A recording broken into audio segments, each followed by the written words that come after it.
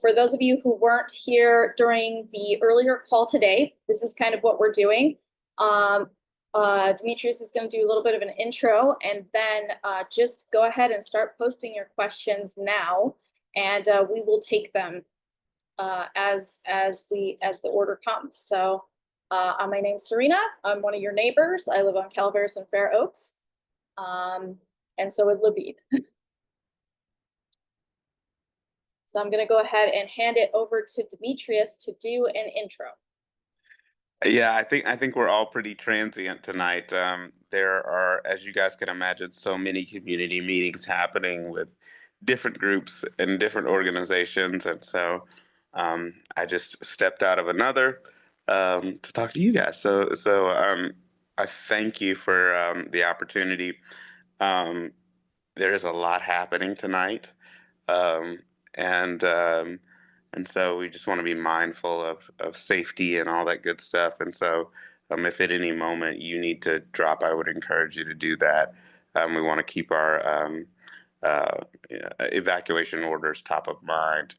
Um, this feels quite reminiscent of when I was here in 2018, following the Woolsey fire, or Woolsey fire, and the mudslides that occurred thereafter as well. So, um, where to begin?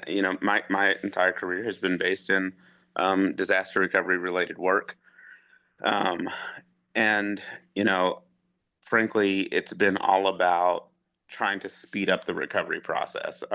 The way I attempted to do that early in my career was as an accountant, working for contractors who were servicing storm damaged areas throughout the country.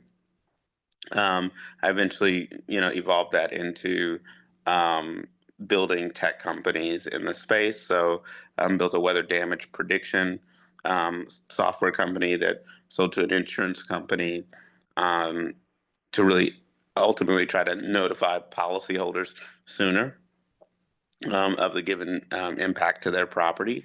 And so, if you have USAA, some of that technology is what I built, and and then thereafter, really still not quite feeling like I'd satisfied the recovery effort and had really solved the core problem because you know people still weren't recovering fast enough for my liking. Really started to uncover that it was really some challenges related to the flow of funds and money related to the recovery effort. So I built Captain thereafter. We sold that to a hedge fund back in January, and I, ended my tenure there as of December 31st. And so, as you all were enduring, um, the wildfires here, I was in the days after was sitting at my home in Louisville, Kentucky, yelling and exclaiming at the television screen about how disappointed I was and how they weren't really telling the people what they needed to know, and all of the good stuff that I'd seen, ever since probably as far back as the Joplin tornado in Joplin, Missouri. And so, you know, my wife, in her infinite wisdom, said, "Hey, you should probably see if you can go help." And so I got on a plane and arrived here on January the 15th, in an effort to support the effort here. Frankly, just using all of the knowledge that I've gained over the past 14 years in the recovery space. And so I'm kind of a weird animal. I know a lot about government. I know a lot about insurance, and I know a lot about construction. And that just happens to be where my career has set. I am a licensed public adjuster. I don't generally lead with that because the reason I carry the license is because it is the only way that you can actually legally have a conversation about someone's insurance coverage, aside from being an attorney, an insurance agent, or being the policyholder themselves. And so it's important to have that licensure to discuss coverage. Um, and so with that, I think, my commitment to this community is for the next 2 to 3 years. My family will be here with me in the summer, once they finish up school. And so I'm really just so thrilled by what I've already seen from this community. There's a certain level of oddly familiarity to the city of Altadena already. It's definitely different than the other parts of LA that I've since visited, and so I want to first off commend you for the community that you've built, and I'm here to answer whatever questions you might be having across any of those sort of core areas of focus, whether it be, hey, I've got questions about SBA, or I've got questions about my insurance company, or I've got questions about the rebuild process and how it might move forward. And so today I represent about 137 different um, property owners within the Eaton and Palisades fire areas. And so and what that means is really covering those sort of three areas and addressing whatever needs they might have as we move forward and hopefully get them back built faster. Thank you for that. And we're very happy to have you today. Since you do represent people both in the Palisades and in Altadena, what kind of unique things are coming up with people with regards to their properties in Altadena? Well, I mean, I think we're certainly having basement related issues. I think one of the big things has been this question of, um, you know, specifically as it relates to debris removal. Um, what does it mean, and what's the impact of being deferred to phase two? Um, and so um, the I've been a little bit disappointed with the communication that I've seen come from the Army Corps on what deferral to phase two means, because you still need that EPA certification, even though you've been deferred to phase two.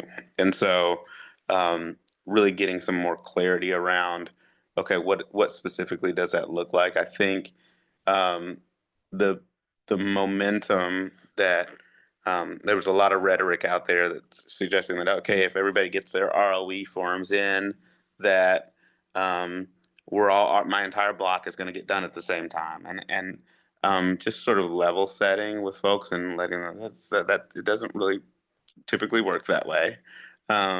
It Wow, um, interesting. Yeah, because there was a lot of talks exactly like that. Yeah, I mean, if you sort of think about the number of contiguous blocks that are within the burn scar area, and if everybody submits their ROEs at the same time, then everybody's together. So, Yeah, who's gonna? um, and so what typically happens, just to sort of set expectations for you, is that the U.S. Army Corps hires a contractor, a prime, to supervise the work. Their central mission under that contract is to go hire subcontractors. And so they hire a lot of those. I have been one of those in the past. Um, and what happens is on a daily basis, that prime contractor hires field service people to monitor that debris removal process, specifically how much tonnage is collected and all those sort of things. Um, and they they hand out the streets very early in the morning every day. So um, you don't necessarily know on the day before when you come to work where you're going to be going. Um, it's done on a sort of morning daily basis, and so that's why it's not this sort of order of operations sort of deal. And if you think about it, if you think about like deferral to phase two and the number of people who have been deferred to phase two, it's not necessarily that that deferral will prevent a block from being done, right? Um, as an example, so like if you were out in the burn area, you'll see that like there's a lot of deferrals, right? If you looked at the map, you're like, okay, quite a few deferrals still out there. Um, so it's really just to say that it does take a significant amount of time. Um, I think the general approach right now is to get as many subcontractors working in the area as possible, so that there is enough presence. But there are some limits to the just the sheer volume of heavy equipment that you can put on your city streets. And so, I think you can expect for the recovery effort, the debris removal effort to go quickly, but it won't be this sort of concerted block by block thing that a lot of people were suggesting. Oh, that's really helpful to know because there was a lot of rush. A lot of neighbors felt rushed to try and get their stuff in on time because then they're like, oh, they're not going to get our street done, that kind of scenario. So thank you for clarifying that. And we do have questions. So I'm going to start with the top one. The first question is, do we have any grounds to request insurance companies pay for extensive testing of intact homes? If so, how can we request that? Adding to that, if testing result points to tearing down and rebuilding more than 50% of the house due to smoke and toxins from the fire, how can we have insurance cover that? Well, to the first question, we talked about this earlier today, which was like there's a most of what you're going to deal with as it relates to insurance is strategy and tactics. It's not necessarily what you're asking, but it's how you're asking it. And so, um, the technical answer to your question is no, you don't have any grounds for testing under most insurance policies. Now, your policy may have something special in it, so I'm going to put an asterisk there because I've not read it. But generally speaking, most homeowners, broad or comprehensive or specialty coverages don't allow for the testing of any items. With that being said, if you're going to do remediation work, the right answer is to really attempt to have your remediation contractor bundle the cost of testing into their estimate, right? So specifically, this is why I wouldn't necessarily choose ServPro because you don't get the ability to do the bundling, right? So, hey, I want to have my soil tested or my water tested or whatever that might be, or my air quality tested at my house on the interior. Well, the best way to do that is to ask the contractor that you're going to hire to load in the cost in their estimate, and then you basically then go find the appropriate testing lab to do that work for you. And so that is specifically how you can get the testing covered under your remediation estimate. What was the second question? The in that group there was if testing results point to tearing down and rebuilding more than 50% of the house due to smoke and toxins from the fire, how can we have insurance cover that? Um, it's a interesting question. I've never seen it happen before. Never seen a scenario where the remediation or the um, effects of whatever event were so severe that it resulted in the demolition of a property. Normally, the property is already partially damaged in some way. I've seen that happen where, hey, there's already a wall missing. They tried to repair, and then it just resulted in a chain of events that resulted in, hey, we're just tearing this building down and starting over. But just for um, test results alone, highly unlikely that that's going to occur.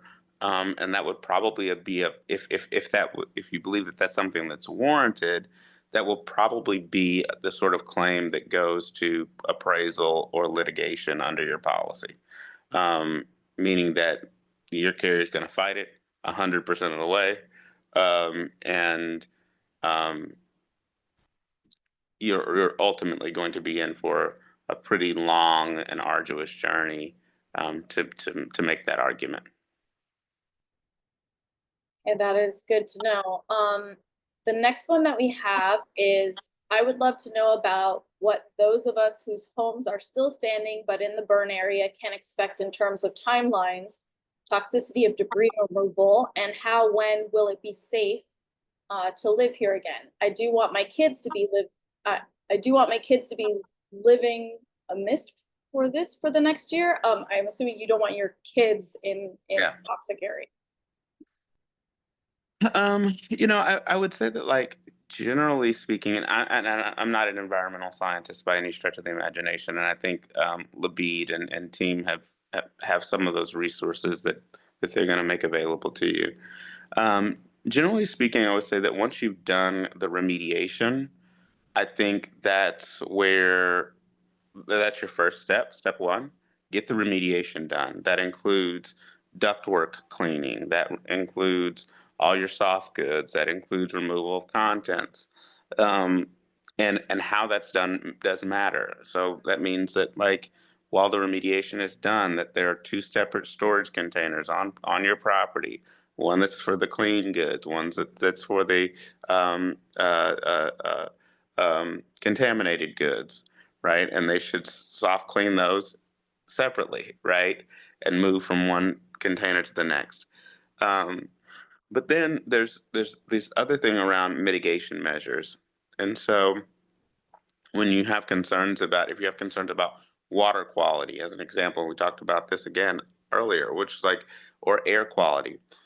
This is where you may need to give consideration to applying, and I shouldn't even say it that way. You should apply for the SBA loan funds. And the reason why is because the SBA dollars allow for the coverage of mitigation expenses. So anything that makes the house more resilient or protects them, and so air quality, water quality, all those sort of things. This is the moment where you need to give consideration to, okay, maybe I'm going to put in a, you know, new, um, you know, cool air intake.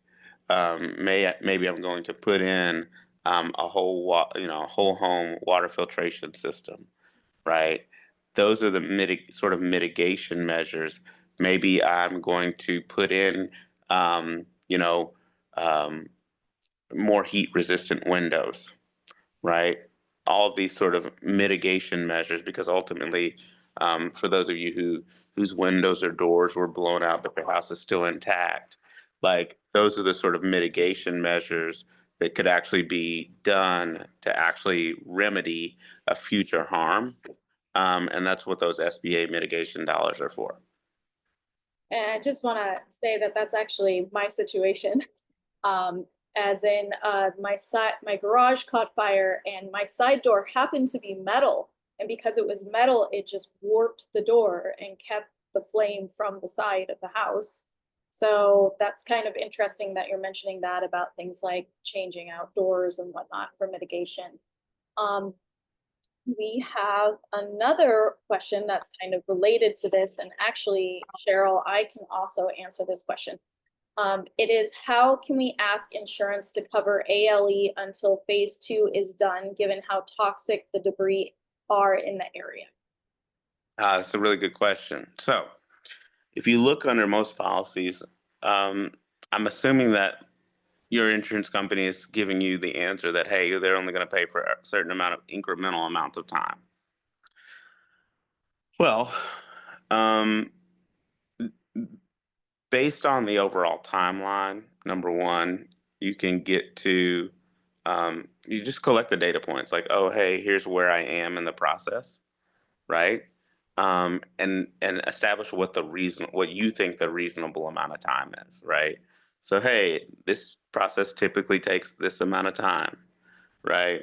Um, Debris removal, as an example, the sort of core debris removal effort typically takes about 6 months, right? For everybody to be done, not your specific property, but you don't know where you fit in the mix. So you need to use the 6 month rule, right? And so when you're talking to your carrier, you say, hey, this normally takes about 6 months, right? That you start there. And you can probably get something corroborating from the US Army Corps of Engineers. Hold on one second, you all.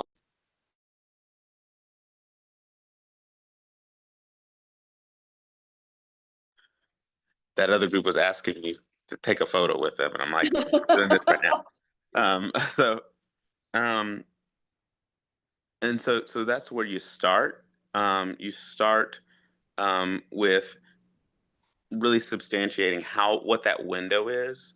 And so I'd be asking the Army Corps of Engineers for something on letterhead. historically, this process takes about this long, period. Okay, send that to your insurance company. Then once you've done that, when you look at your policy and you look at loss of use, the loss of use definition is not as specific as what they're telling you, right? So they're saying, hey, we're going to give you only 2 weeks, or we're going to give you it in 1 month increments. Well, technically, that's not what your policy says. Your policy typically says something like, hey, it's a percentage of your dwellings coverage or your contents coverage, and it's up to 12 months or whatever the number is, right? And so the name of the game in arguing with insurance companies is to ask the question, where is it that you told me that I could only have 2 months of allowance at a time? Where is it that you gave me that in writing? Um, and that actually is a highly effective way to get them to budge on incrementally giving you more dollars, because insurance contracts are what are called unilateral contracts or contracts of adhesion. You didn't get to negotiate any of the terms.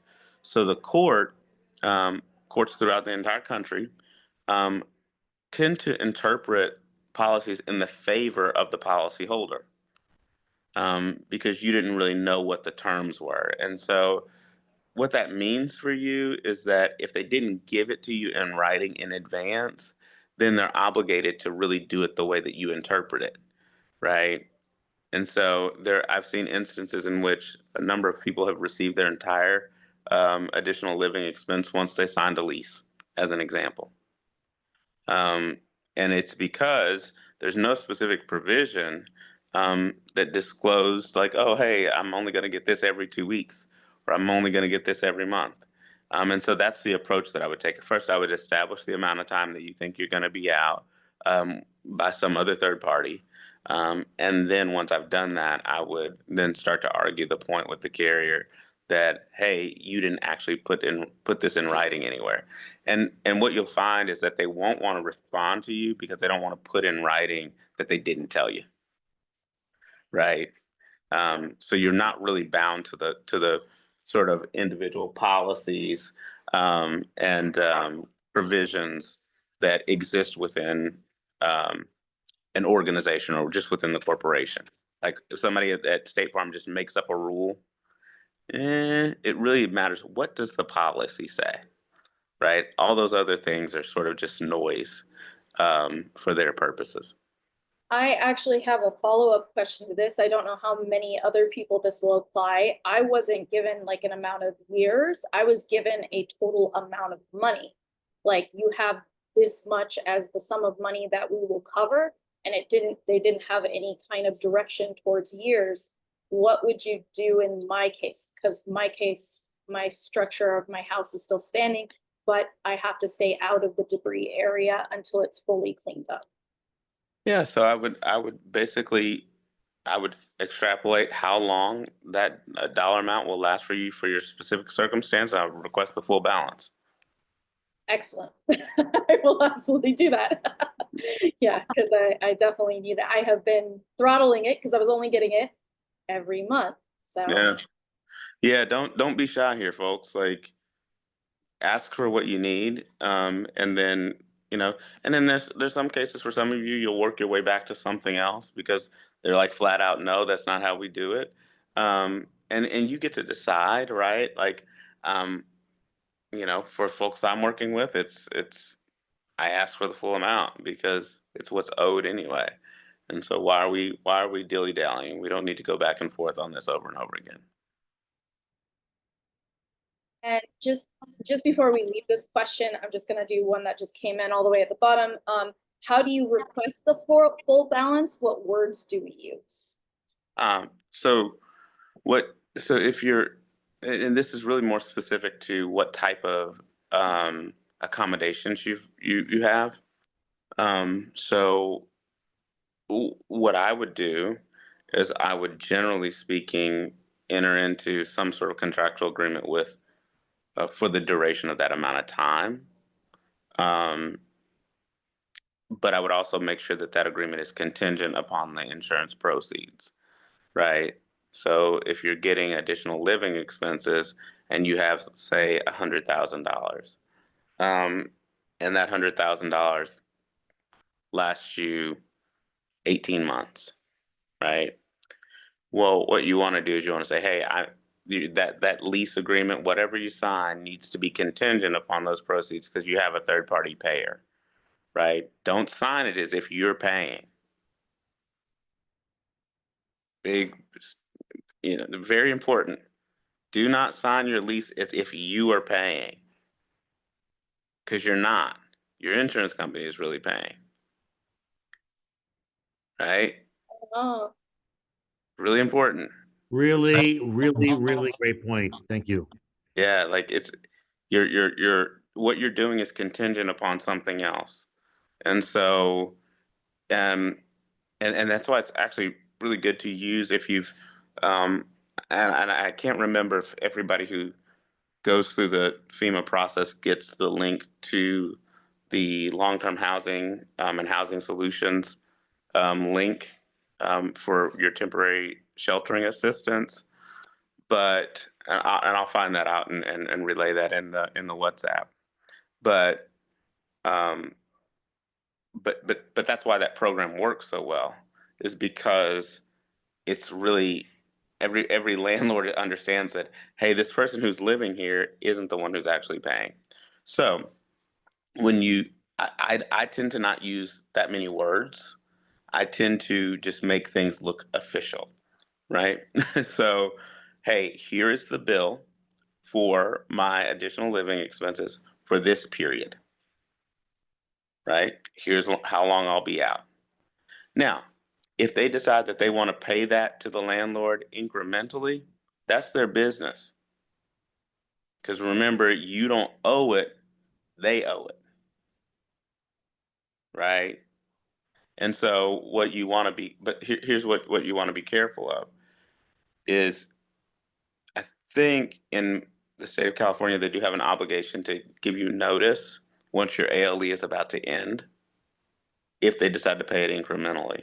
So you want to be cognizant of what your property, whether it's an apartment complex, whether it's a landlord, what they're billing against that ALE on a monthly basis, so that you can kind of keep track.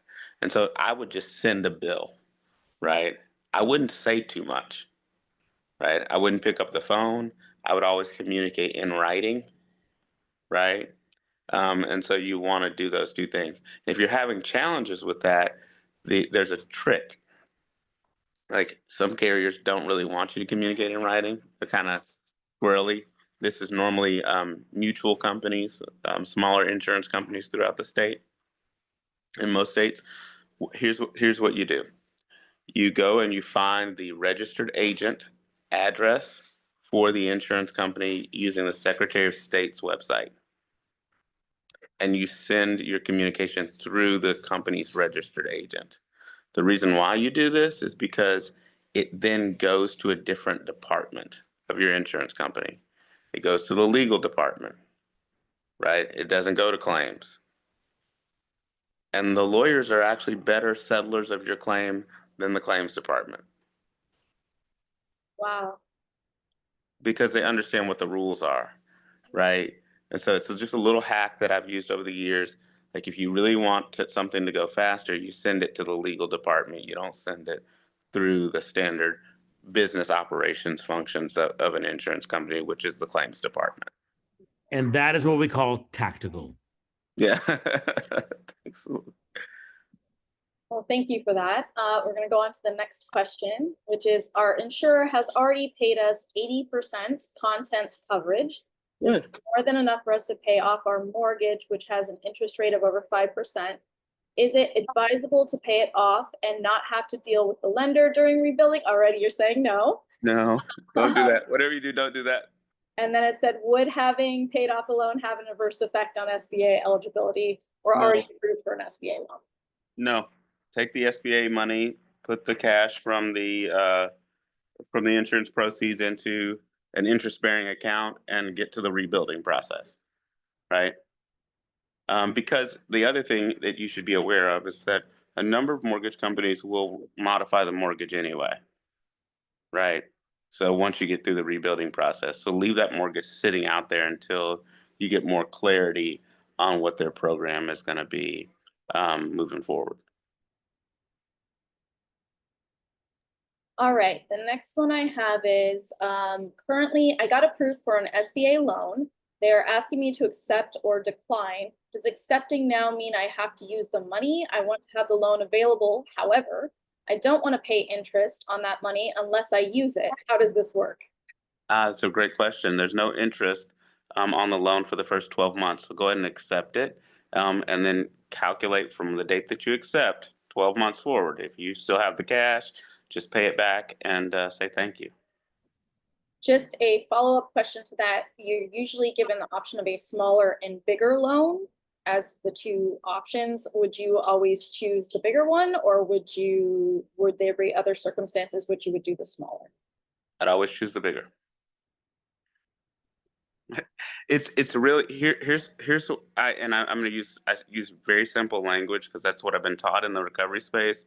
But one of the things that you hear me doing is like what we need to do is we need to stack capital together so that when you get into the rebuild phase, that you're sure that you have enough cash to get through that phase. And so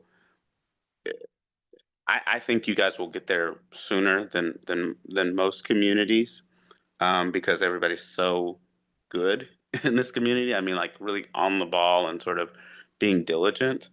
Um, and so it's really important that you take as much of the proceeds now, even if you're not going to use it, even if you're just going to eventually return those proceeds back to the SBA, right? Um, the other piece is that I really want you to be cognizant, and I've already mentioned it, but of the hazard mitigation dollars. I think this is probably a good moment to also mention that um, that you really want to make sure that your contractor is aware of what he needs to do within the hazard mitigation, what your architect needs to do within the hazard mitigation elements of the SBA's program to justify you drawing down that full amount of capital.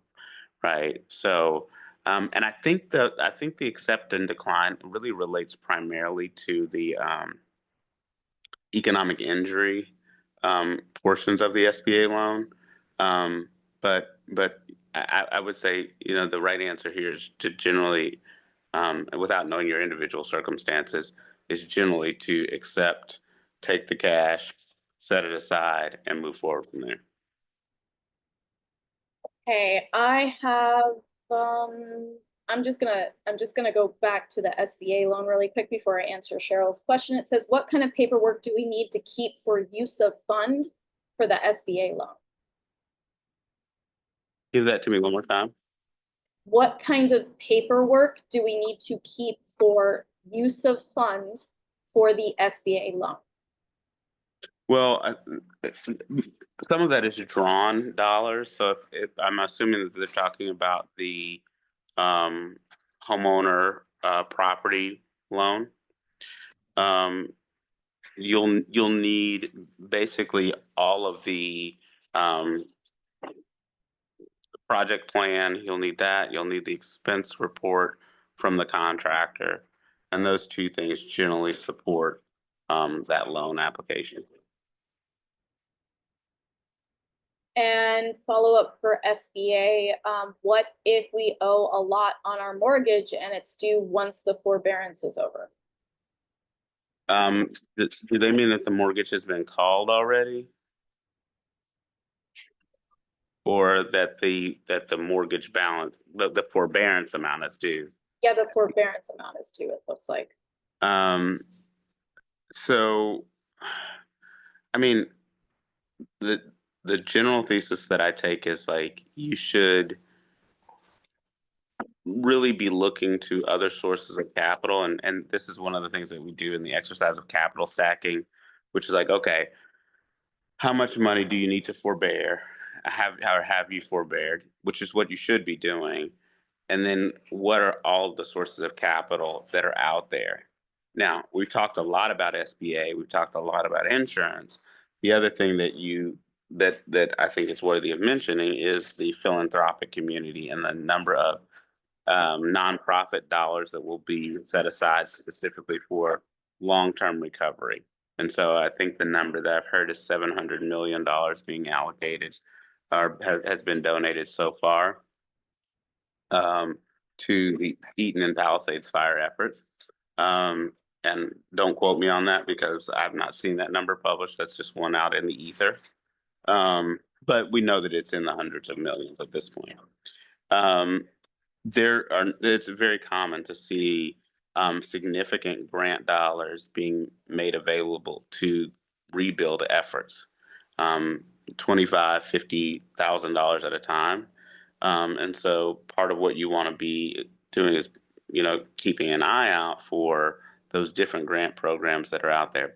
The other piece is that it's very common for specific types of institutions, which are called CDFIs, to begin to offer really sort of unconventional loan products under these circumstances.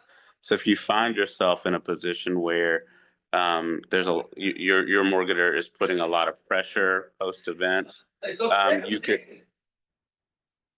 you can actually restructure the actual loan itself through a CDFI, a community development financial institution. And I do know a number of those have already started to begin work within Eaton in particular. So just to recap a little bit, you're saying that you should do forbearance? Yeah.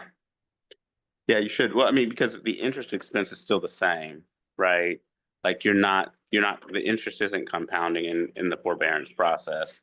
It's effectively pushing pause and accruing that monthly interest that you would have paid out in your monthly payment anyway, right? So it doesn't cost you any more money, but it does sort of help you in terms of cash flow, which is what you're trying to do while these programs are being stood up. That's why most mortgage companies don't offer it for very long, because they're aware of the fact that a lot of the sort of dollar programs will be online and be available to you within that first 3 months, somewhere within that first 3 months after the event.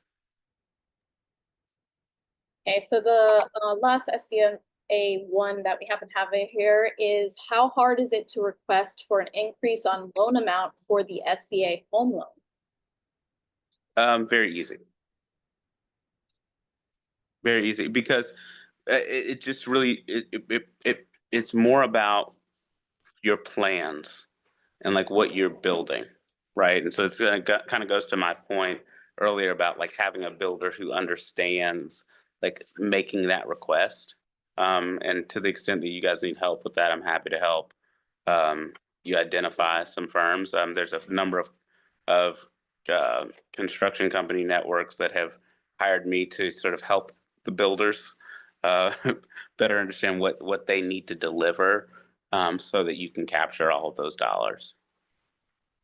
And just one last one before we move on. How do we learn about these CDFIs? Yeah, so I would say that that's probably still, a number of days away, because they work in collaboration with funders and nonprofits. There are a few that are already out there. Some of the credit unions are normally also CDFIs.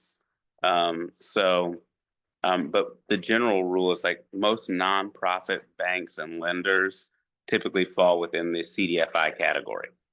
And so, if you've got a local credit union, I would start there.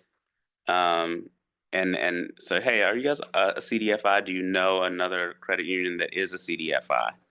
Right? Because they're going to be the ones who are going to be willing to engage in a conversation around something that's maybe, hey, I need to refinance. I need something a little bit more unconventional under the circumstances. That's where, my time is being focused at the moment for these sort of unique circumstances that will inevitably present themselves. Thank you for that. And thank you for being very patient, Cheryl. We're going to get to your question right And now. Serena, I want to just step in and look, Demetrius, we have I mean, there's so much, there's so much. We're gonna follow this up, but this CDFI conversation, in my humble opinion, is one of the more important conversations that we should be having right now, That's right? right.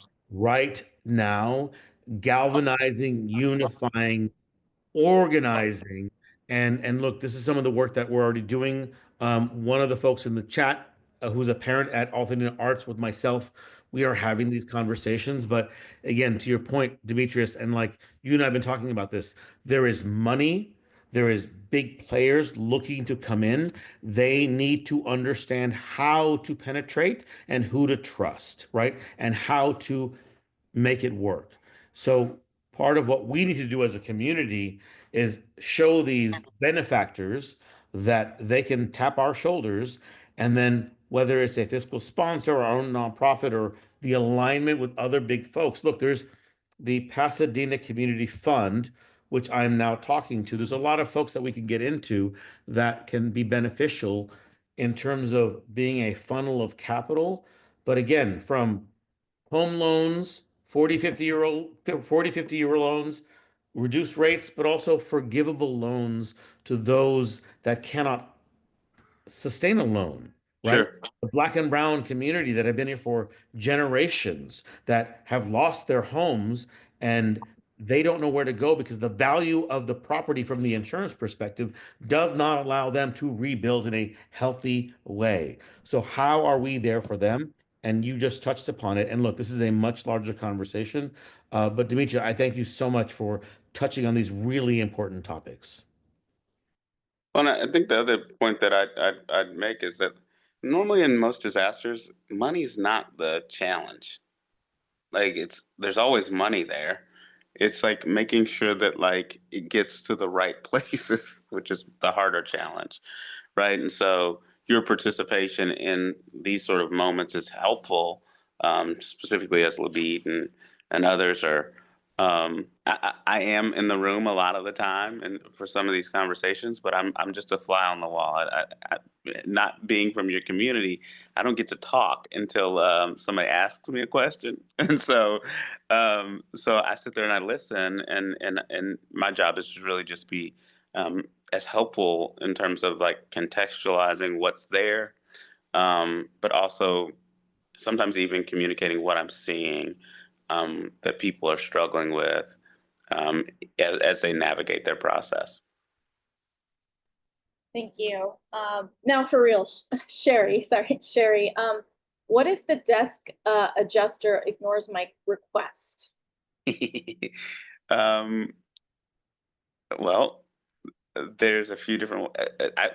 The way that I suggested, sending your communication through the registered agent, and now you're gonna have to print off a letter because a registered agent is a physical mailbox, right? But that is a very good way to do that if you're not getting a level of responsiveness. And here's the other piece that you should know about that tactic.